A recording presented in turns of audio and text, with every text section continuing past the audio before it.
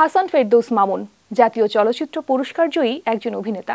বিশেষ করে হুমায়ূন আহমেদের শেষ ছবি ঘেটুপুত্র কমলার কমলা চরিত্রে অভিনয় করে তিনি অসংখ্য দর্শকের মন জয় করেন।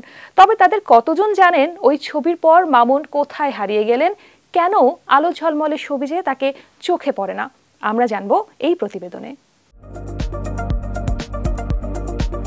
অভিনয় যাত্রা শুরু মাত্র ৪ বছর বয়সে বড় বোনের হাত ধরে উঠেছিলেন টোকাই নাট্য দলের মঞ্চে। এরপর বিটিভির হারমোনিয়াম নাটকে ছোট পর্দায় অভিষেক হয় তার। শিশু শিল্পী হিসেবে একাধিক নাটক ও বিজ্ঞাপনে পরিচিতি পান তিনি। বিশেষ করে বাংলা লিংকের দিন বদলের পালা বিজ্ঞাপন এবং প্রাণ জুসের তাইলে ১০ টাকা দেন, ম্যাঙ্গো জুস খামো সংলাপ তাকে দর্শকের মনে বিশেষভাবে জায়গা করে দেয়। সর্বশেষ ২০১৮ সালে রুবেল আনুশের প্রেম কাহন চলচ্চিত্রে অভিনয় করেছিলেন মামুন। একসময় সিনেমায়ও কাজ শুরু করেন মামুন। শফিকুল ইসলামের ওপারে আকাশ ছিল তার প্রথম চলচ্চিত্র।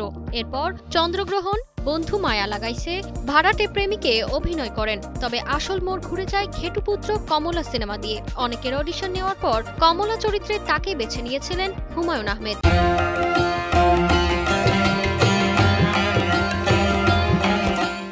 ২০১২ সালে মুক্তি পাওয়া ছবিটি জাতীয় চলচ্চিত্র পুরস্কার জেতে ৮টি বিভাগে, আর মামুন পান শ্রেষ্ঠ শিশু শিল্পীর সম্মাননা।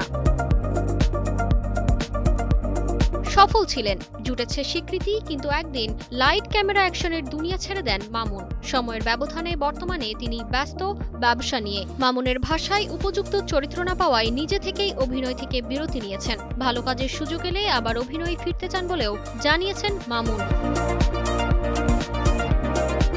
স্মৃতিচারণ করে মামুন বলেন, শুটিংয়ের সময় হুমায়ূন আহমেদের আন্তরিকতা তাকে গভীরভাবে ছুঁয়ে গিয়েছিল। মামুন বলেন, স্যার সবসময় খেয়াল রাখতেন আমি খেয়েছি কিনা। আমি না খাওয়া পর্যন্ত উনি খেতেন না। তিনি আরো বলেন, পুরস্কার যখন পেলাম তখন মা বেঁচে নেই। হুমায়ূন আহমেদ স্যারেরও এর আগে মৃত্যু হয়। সব মিলিয়ে দিনটি আমার জন্য খুব কষ্টের ছিল। অনেক কান্না করেছি সেদিন। তাই এই পুরস্কার আমার কাছে ছিল অনেক কিছু হারিয়ে কিছু পাওয়ার মতো।